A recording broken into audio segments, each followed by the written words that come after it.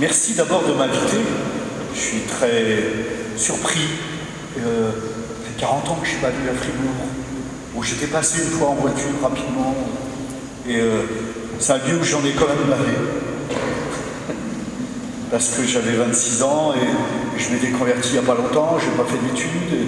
Et je me retrouvais à l'université, où je ne comprenais pas grand-chose, mais j'avais vraiment le désir. Et ça, c'est tellement important.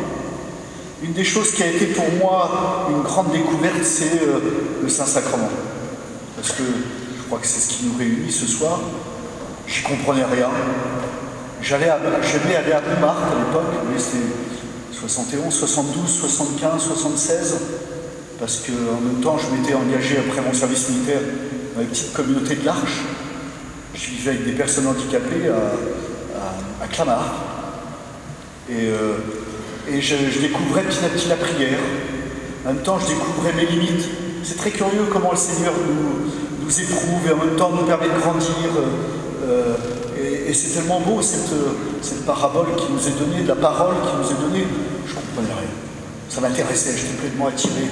Je lisais l'évangile, je l'écoutais. J'avais besoin d'être nourri. Moi qui n'avais jamais été nourri.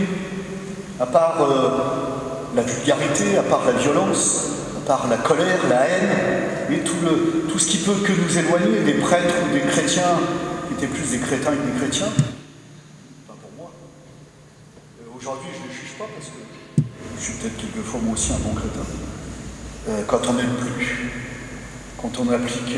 Vous savez, aujourd'hui, on a tendance à courir après les valeurs, mais la valeur devant le Saint-Sacrement, c'est il reste quoi? S'il n'y a plus d'amour. Et c'est ça que j'ai découvert devant le Saint-Sacrement. C'est qu'en fait, j'aimais aller à Montmartre. Vous savez, je me rappelle qu'il y avait un petit groupe. On se réunissait, on priait pendant une demi-heure ou une heure. Ça paraît long, une heure. Moi, je regardais la montre toutes les 5 minutes. Plus que 55 minutes. Plus que 50 minutes. Puis au bout d'un moment, on ne regarde plus la montre. Il y a une grâce. Puis après, on se réunissait en petit groupe et puis on partageait sur ce qu'on avait vécu pendant cette heure d'adoration. Ben, j'avais rien à dire, moi. Qu'est-ce que vous voulez dire? Ça me mettait mal à l'aise. Et en fait, j'ai compris après, quand j'ai eu la chance de rencontrer le Père Marineau, parce que c'est difficile de trouver des enseignants, il y en a. Des prêtres qui ont cette grâce de transmettre ce qu'ils vivent, il y en a. Mais je ne les avais pas rencontrés encore. Et puis j'ai rencontré le Père Marineau. J'ai rencontré Châteauneuf-de-Galore. Je vous dis ça parce que n'ayez pas peur, le Seigneur vous éduque, vous aussi. Il conduit votre cœur. Il y a des moments difficiles, mais je sais que je dois m'y tenir. Vous vous êtes engagé, je ne sais pas comment ça fonctionne, mais vous vous êtes engagé à un temps d'adoration. Je ne sais pas combien de temps, je pense que c'est 1 heure. Bah, des fois, on n'a pas envie d'y aller. Vas-y. C'est bon signe, ça veut dire que c'est là que Jésus t'attend. Et c'est dur de trouver des gens qui nous guident. Il y a une phrase qui m'a énormément marqué et qui a été pour moi un guide, une lumière, c'est Sainte Thérèse d'Avila. Oh, j'ai pas lu tout Sainte Thérèse d'Avila, j'ai préféré écouter ou lire les BD sur Sainte Thérèse d'Avila. Vous savez, les petites vies des saints, là, pour moi c'était plus à ma portée. Mais il y a une phrase qui m'a marqué. Le monde est en feu et il n'est pas temps de parler avec Dieu de choses de peu d'importance. Qu'est-ce qui est de peu d'importance dans ma vie? Qu'est-ce que Jésus attend de moi? Parce qu'au début, on vient se planter devant le Saint-Sacrement. Hein, je redisais tout à l'heure, ça m'avait beaucoup marqué, un prêtre qui disait « Va te faire bronzer devant le Saint-Sacrement ». Et c'est bon. On se pose, on est passif, mais on est présent. C'est tellement important d'être présent. L'amour de Jésus est là, et je le sais. Et il veut rayonner sur moi. Il veut ouvrir mon cœur, qui a peur, qui est angoissé, qui est dans la crainte, qui vit du regard des autres sur lui, qui n'est pas libre, quoi. Et la vérité vous rendra libre. Mais comment? Ben, ça ne te regarde pas. J'ai presque, excusez-moi de vous tutoyer, mais ça ne te regarde pas. Laisse faire Jésus. Toi, ce que tu sais, c'est qu'il te demande de répondre à son appel. Viens, et suis-moi. Qu'est-ce qu'il fera de toi après? Commence pas à calculer, tu vas flipper.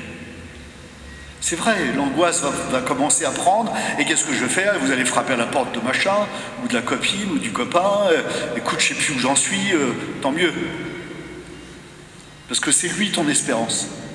Alors c'est vrai que la charité fraternelle est importante, parce qu'on se porte mutuellement. Vous savez, moi quand je suis arrivé ici, j'étais super désagréable pour les frères. Je suis arrivé, on n'était pas frères encore. Je devais être le 7e ou le 8e.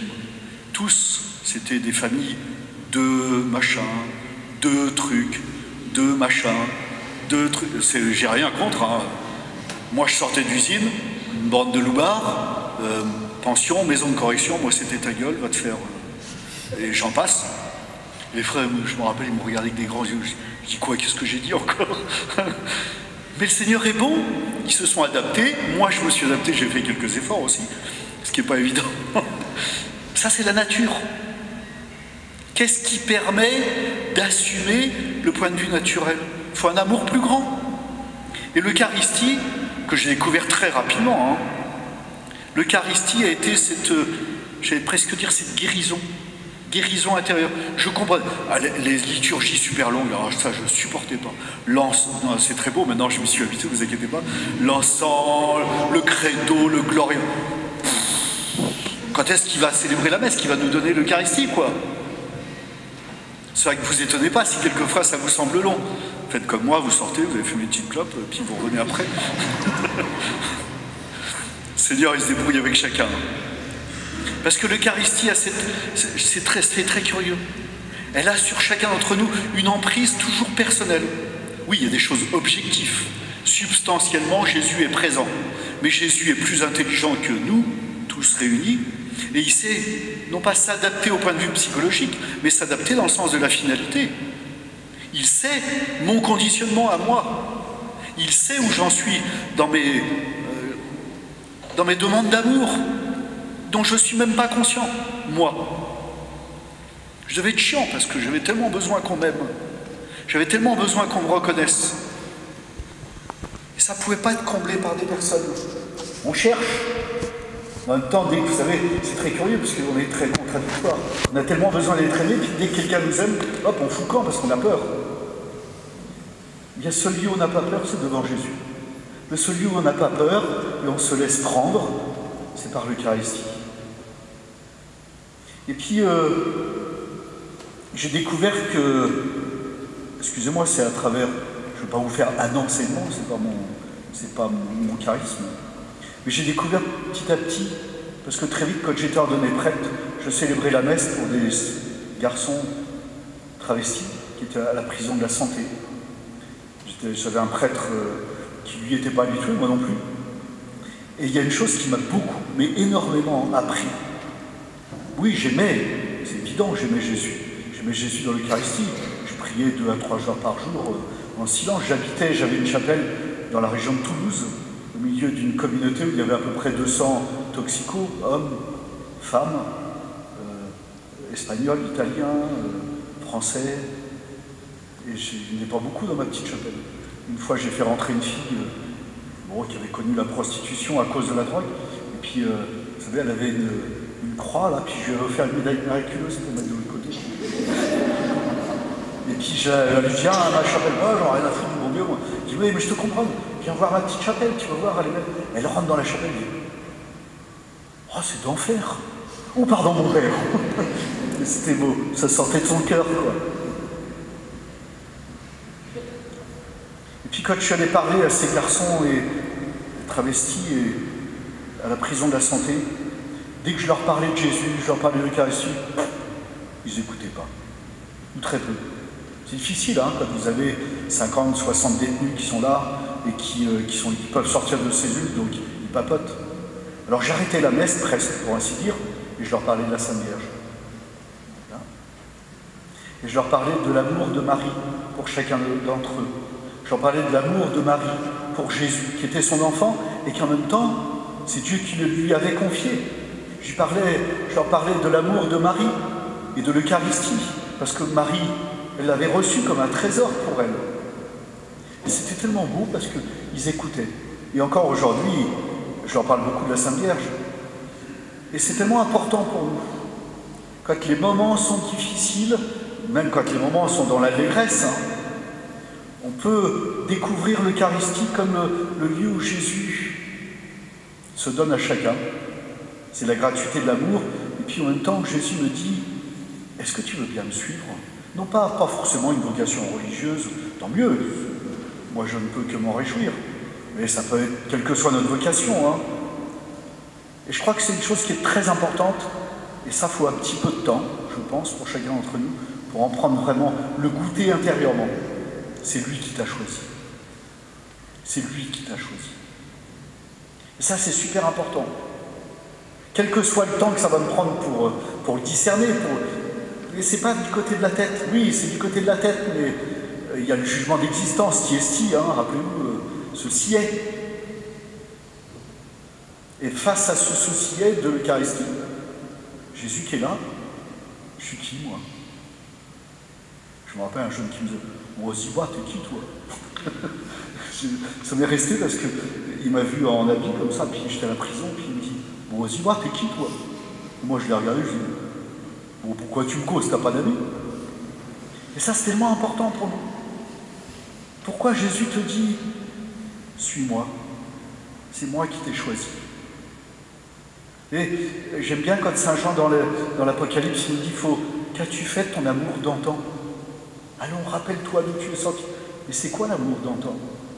Est-ce que c'est pas pas mon premier choix à moi, mais le premier choix d'amour de Jésus sur moi, que je redécouvre dans l'Eucharistie, mais dont j'en suis pas toujours conscient au point de vue psychologique. Et puis découvrir que Jésus m'habite. J'en suis pas digne, ça c'est tout à fait autre chose, parce qu'on a toujours tendance à se tâter le pouls, nous. Est-ce que je suis digne? Est-ce que je vais y arriver? Est-ce que c'est... Oui, j'ai eu le trac avant d'arriver à la messe, mais ça fait partie de mon conditionnement. Après tout, je suis l'instrument de Jésus. Vous êtes, chacun et chacune d'entre vous, les instruments de Jésus. Relisez, j'aime beaucoup Grignon de Montfort, le traité de la vraie dévotion ou le secret de Marie. C'est beau la manière dont il parle de l'instrument. Par ce choix de Jésus, naît dans mon cœur une nouvelle responsabilité. C'est ma vocation. Une nouvelle conversion. Quand j'adore, quand j'apprends à adorer, quand je me laisse éduquer par Marie, on vient de vivre Noël, à la crèche, on se prosterne pour adorer. Je ne sais pas très bien ce qu'on fait. Quelquefois, je le fais vraiment dans l'obéissance du cœur, dans l'obéissance de la foi. Parce que psychologiquement, on peut être complètement déglingué. Je crois que je l'étais, je le suis encore un peu. Ça fait partie de ce qu'on est, c'est pas grave. Qu'est-ce qui me structure? C'est les vertus théologales. Les vertus morales ne peuvent pas me structurer. Pas tout de suite. J'en suis incapable. Tant mieux s'il y en a parmi vous qui ont eu une super éducation. Bouge ton nez, dis bonjour à la dame, on va à la messe le dimanche, fais ta prière le soir, sois poli. Mais quand on n'a pas eu tout ça, on n'a pas le droit d'avoir la foi. On n'a pas le droit de vivre de la foi, de vivre de l'espérance, de vivre de la charité. C'est ça qui nous structure. Ça, c'est super important aujourd'hui. J'ai rencontré des garçons encore tout à l'heure qui m'appelaient. Il vient d'un milieu de brigands, son père était encore en prison, il a fait les 400 coups, il s'est fait arrêter parce qu'il venait de faire un hold-up. Je le rencontre à la prison, il se convertit, il a demandé le baptême, mais le vieil homme, il est toujours là. Attends, il m'appelle, père, on me propose un coup, là. Qu'est-ce que vous en pensez? Je dis, ça dépend, mais je ne vais pas lui dire non tout de suite. Comment il ferait Jésus? Jésus dit d'abord, je t'aime. Jésus dit d'abord, je t'ai demandé de me suivre. Mais toi, qu'est-ce que t'en penses? Bah ouais, mais père, si je ne le fais pas, je n'ai pas un radis, comment je fais pour vivre? Oui, il faut conduire, il y a tout de suite, comment ferait Jésus avec moi, quoi? Et ça, c'est tellement important. Il a la foi. Il aime la Sainte Vierge. Je l'ai emmené à Medjugorje, c'était à la fois, je sentais qu'il était distant, un peu révolté, un peu bousculé, un peu agacé, et puis en même temps, il découvrait la Sainte Vierge, quoi, d'une manière concrète. C'est plus le chapelet toute la journée. Donc il y a cette conversion qui est tellement importante pour chacun d'entre nous, chaque jour. Je me rappelle le père Marido, que j'aime beaucoup, beaucoup, c'était mon père spirituel, c'est notre fondateur. Il disait, quand vous vous réveillez le matin, vous regardez la Sainte Vierge, puis vous lui faites un petit sourire. Ça met de bonne humeur pour toute la journée. C'est un petit acte d'adoration. Marie, je t'aime et je veux vivre de cet amour. Et puis, Marie nous apprend...